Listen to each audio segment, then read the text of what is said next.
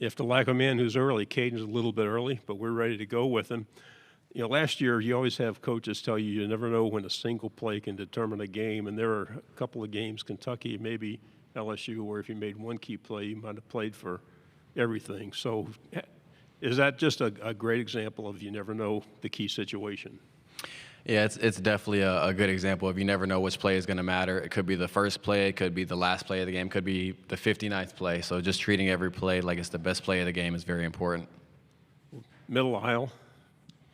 Dan Peck, ESPN 106.7 in Auburn. What do you tell people about Coach Kiffin, you know, playing for him, and maybe things about him that folks wouldn't expect because they don't get to see him the way you do?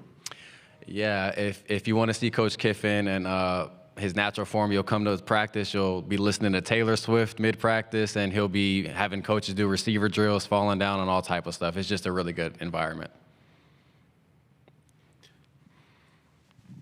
Alex Byington on three. Kind of along those same lines, Lane's known for his alpha personality on social media and jokes. He was talking today about some of the back and forth with Hugh Freeze and some of the other coaches. As a player, what are some of your reactions when you see that, and what kind of interactions do you have at practice with him along those same lines? You know, if you're in Oxford, Mississippi, and we're over summer and it's raining outside and you just need something to laugh at, you go to Coach Kiffin's page and you'll see him on a boat fishing, tagging Coach Freeze, and it just gives you a laugh. Like, why is he doing that? So just being able to just ask him about it later, like, hey, Coach, why'd you do this? And he kind of explains it to you. It's awesome. Yes, sir. On third row. Nice to see you again. I'm David Edelstein, the sports director at WJTV, the CBS station in Jackson, Mississippi. First of all, since we're on the Lane Kiffin train over here, I was talking with some people here at the Hall of Fame earlier today, and they said he's pretty much on the same path as others that would be enshrined in the Hall of Fame, not just walking around for an SEC Media Days event. From your perspective, in your interactions with him, both the fun ones and, you know, just for playing, why do you feel like he's the right guy for Ole Miss, and that he's a coach that really does the right kind of job that could maybe wind up in that future position here in the Hall of Fame? Yeah, I mean, if you look at Ole Miss before he got here versus after he got here, I feel like it's a total change. You know, I remember turning the TV on and looking at old clips of Ole Miss playing, and the stadium weren't packed. Now we're sold out almost every game. So just being able to see the type of, I'll use this word to make him happy, the type of aura he has bringing the fans to the stadium and everything is really big. Middle section, fifth row. What can you say about the growth and development out of Austin this offseason as he gets ready to step into the starting job? Yeah, you know, we've just seen Austin just take a tremendous jump from being, you know, quote unquote backup to just being able to be that lead starting quarterback in the SEC is awesome. You know, we've seen him just learn after Dart. We saw him when he went into the Georgia game, and we really trusted what he was going to do. We knew he was going to be the player that he is today, and we really look for big things out of him this year. Left side, third row. AP instead of AP as we see it. Good afternoon. Good afternoon. What grabs the attention of Lane Kiffin as a wide receiver besides the obvious catching the ball?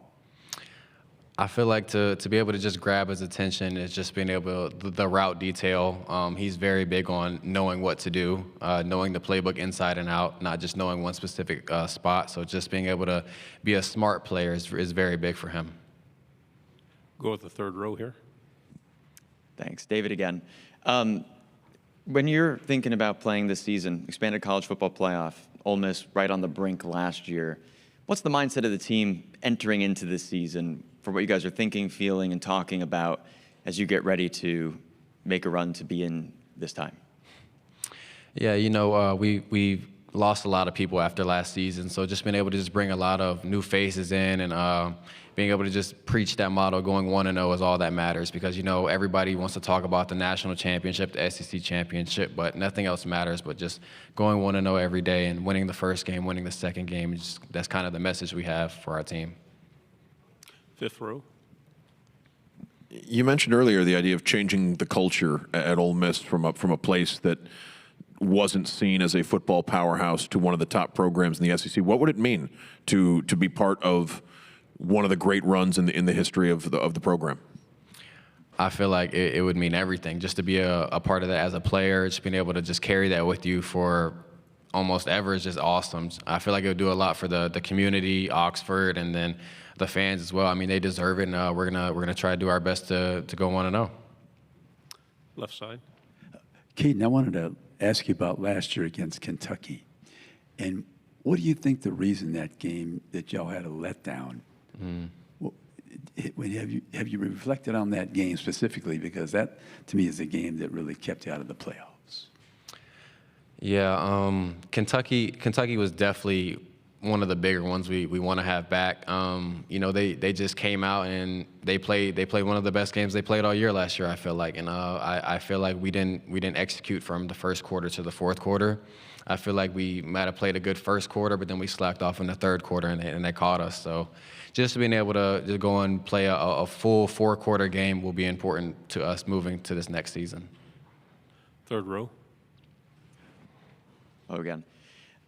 For you, what is the way that you find when working with Austin, you know, and like you said, a lot of pieces change this year.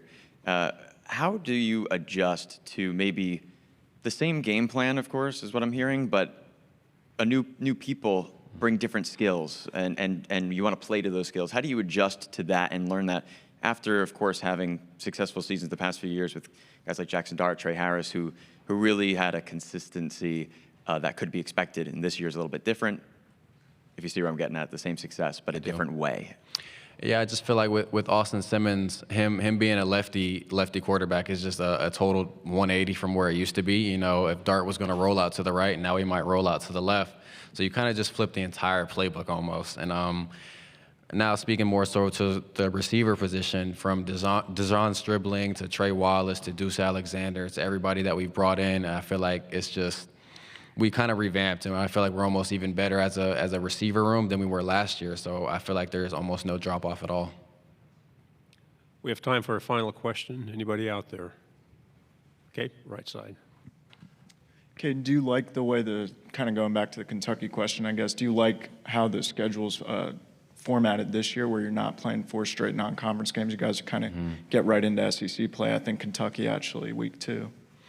Yeah, I feel like it creates a different mindset, just being able to know that you have to win earlier, you have to win sooner, you have to win more often than just kind of having to play 4 non-conference games at the beginning. It's kind of tough. I would rather kind of get into it a little bit earlier. Good job, Cayden. Thank you very much. Thank you guys so much. I appreciate you.